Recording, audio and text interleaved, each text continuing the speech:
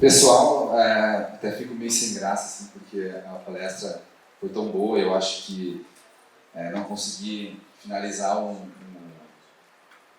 conteúdo ali para nós, acho que vale a pena realmente baixar para entender, porque eu sou fã do Mercado Livre e eu vou tentar passar para vocês hoje aqui, na prática, o que o Mercado Livre vem fazendo e por que advogados e outros departamentos conseguem sim fazer e mudar a advocacia que está aqui hoje. Mas antes de começar, eu queria fazer uma reflexão sobre o que é empreendedorismo. Quando a gente começou a Doc9 lá em 2009, aí eu vou falar um pouquinho e vou denunciar a minha idade, a palavra empreendedorismo estava ali no dicionário.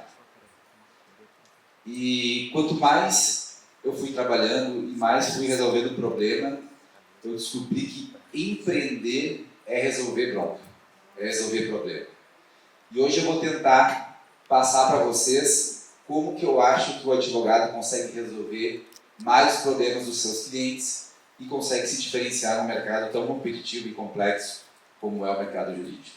Gente, então assim, vamos refletir, e eu vejo que às vezes a gente fala coisas aqui na feira, muita tecnologia, muita gestão de processo, mas assim, vamos voltar ao básico e perguntar assim, o que querem os advogados quando saem da faculdade, a grande parte deles?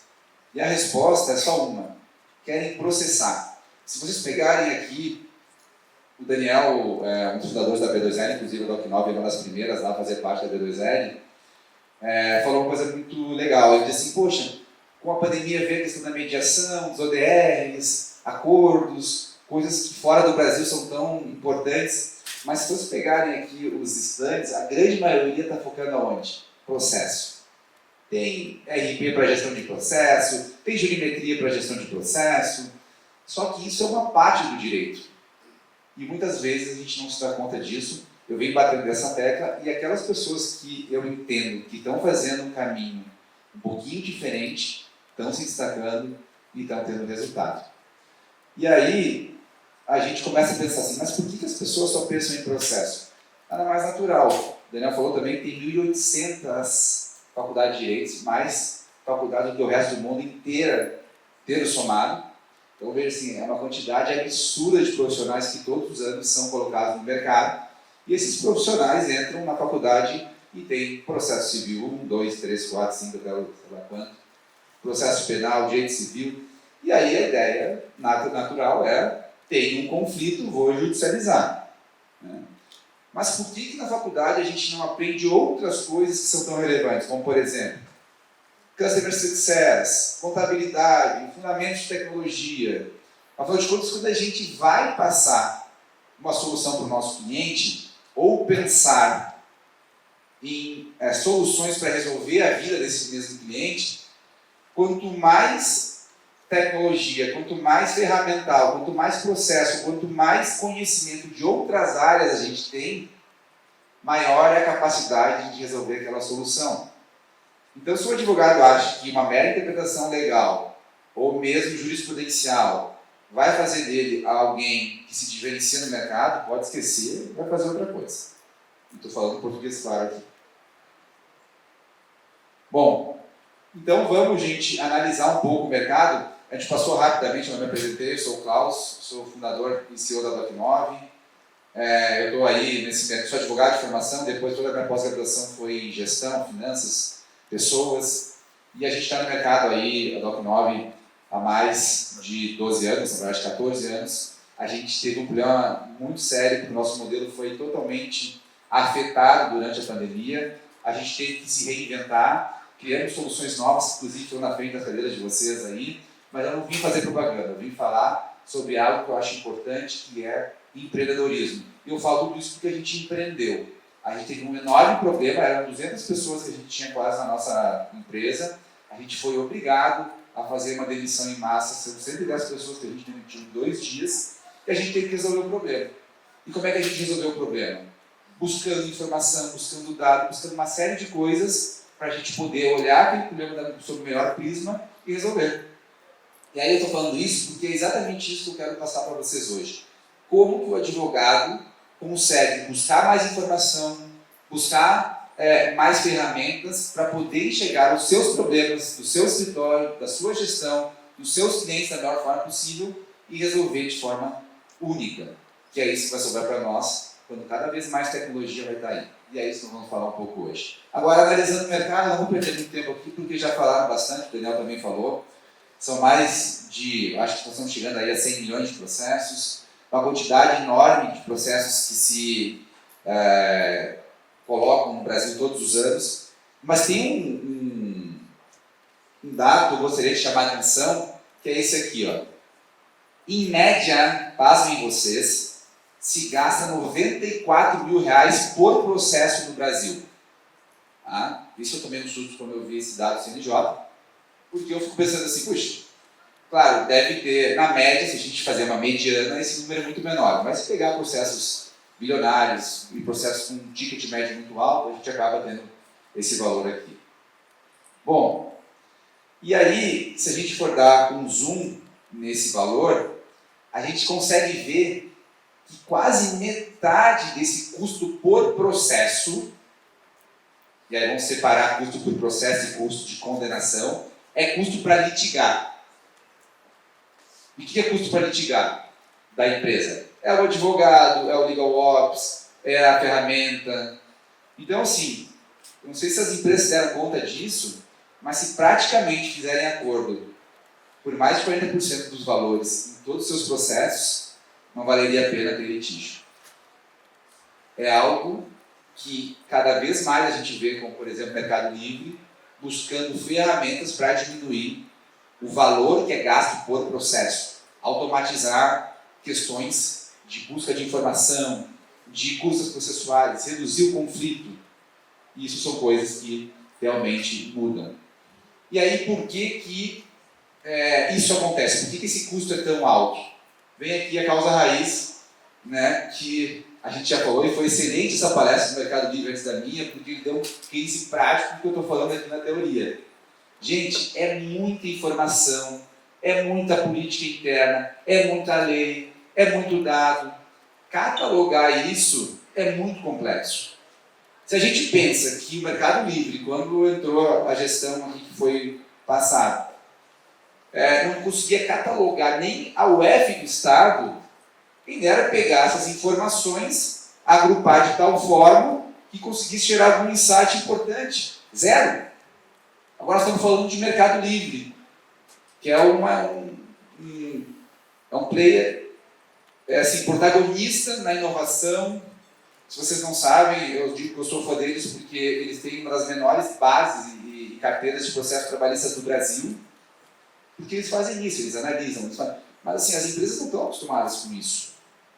E aí o que falta? Tem obrigação legal, e aí é um emaranhado de coisas que gera, né, uma série de problemas. O primeiro é que tem muito processo repetitivo que onera a equipe, e como a equipe está desorganizada, o que a equipe jurídica vira?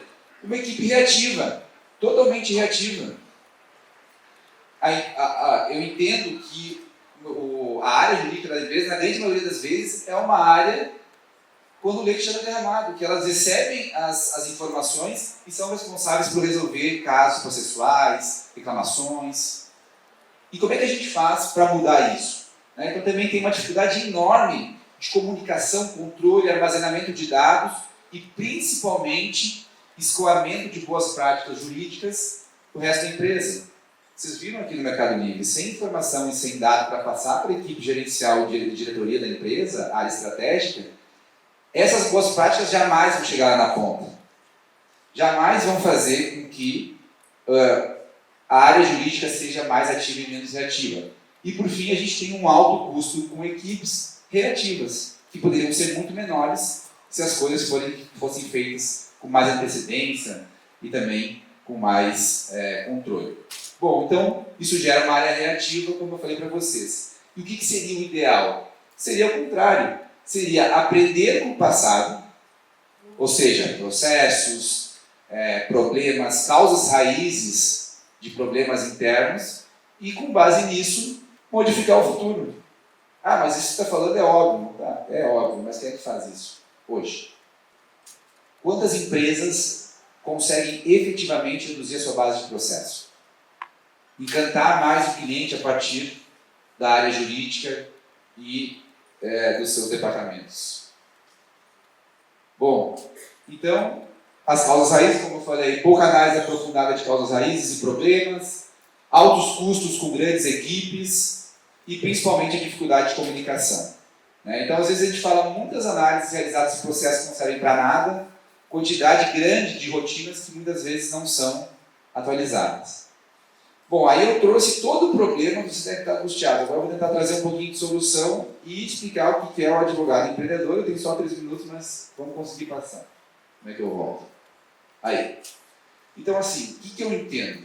Primeira coisa do advogado empreendedor, ele tem que conhecer o dia a dia do seu cliente. Não adianta ele saber uma série de coisas em termos de legislação, aplicação legal, jurisprudência, se ele não conhece a rotina a fundo daquele cliente que ele está atendendo. Pode ser pequeno, médio ou grande.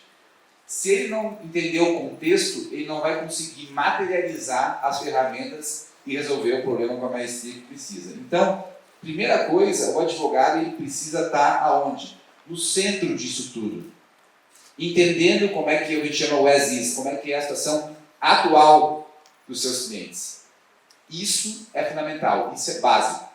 Sem informação e sem o dado interno, a gente não consegue fazer nada. Bom, e como aumentar a capacidade de análise e gestão de risco para os nossos clientes? Primeira coisa que eu vim falar para vocês, esqueçam só a gestão de processo. Vamos pensar em outros tipos de tecnologia. Inteligência artificial não está aqui para competir com a gente, advogados. Não está. Ela está aqui para nos ajudar. Eu sei que isso pode parecer clichê, mas eu vou explicar como. Primeira coisa é pegar o contexto do cliente, entender a nossa especialização jurídica e trabalhar para que qualquer alteração em termos jurisprudencial, em termos de doutrina, ou mesmo qualquer coisa no ambiente jurídico que mude, esteja traqueado, esteja monitorado e que a gente saiba isso de uma forma fácil. Existem muitas ferramentas que nos ajudam nesse sentido. Aqui na feira tem várias. Buscando jurimetria, alteração de regulação, até o Daniel falou um pouquinho das empresas que fazem isso. E a outra coisa é começar a buscar inteligência artificial para cruzar dados. Se vocês não sabem ou não ou nunca entraram em chat GPT, e não é só o chat GPT que isso já está batido, mas a integração de chat GPT com outras ferramentas que pegam dados das áreas de vocês, das áreas dos clientes de vocês, fazem cruzamentos e dão insights importantes do ponto de vista legal. O que quer dizer em português claro com isso? Saber legislação aplicável vai virar nada. Zero. Isso robôs vão fazer. Conhecimento mínimo para entender contexto, entender mudanças e aplicar no caso concreto, que eu falei no outro slide, é importante, é o básico.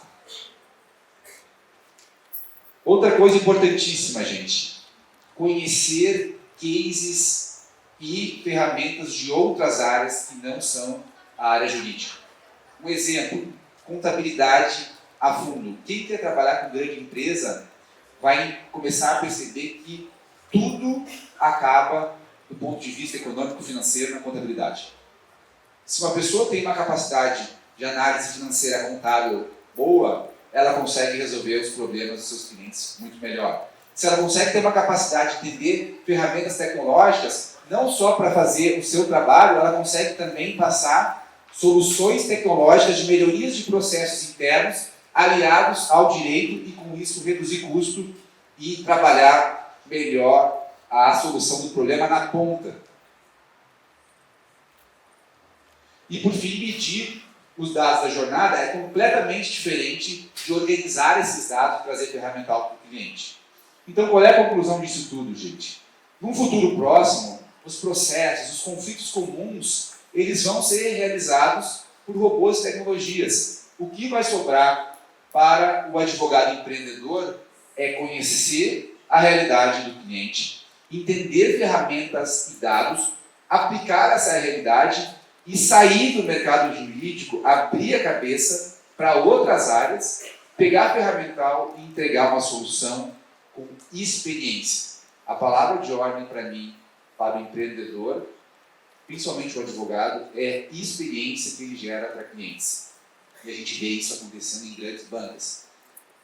Tem um parceiraço nosso lá, o Cristiano Sobral, que foi o criador da Carol, muitos de vocês conhecem lá do Urbano. Esse é um exemplo clássico. Ele fez uma inteligência artificial, usou ferramentas de tecnologia à disposição para gerar mais valia, gerar mais valor, se diferenciar perante seus clientes.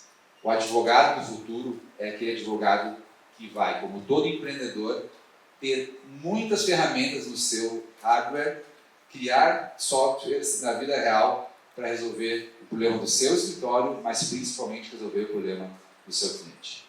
Era isso. Em um mundo cada vez mais conectado e tecnológico, os advogados precisam pensar fora da caixa e precisam se conectar. Muito obrigado.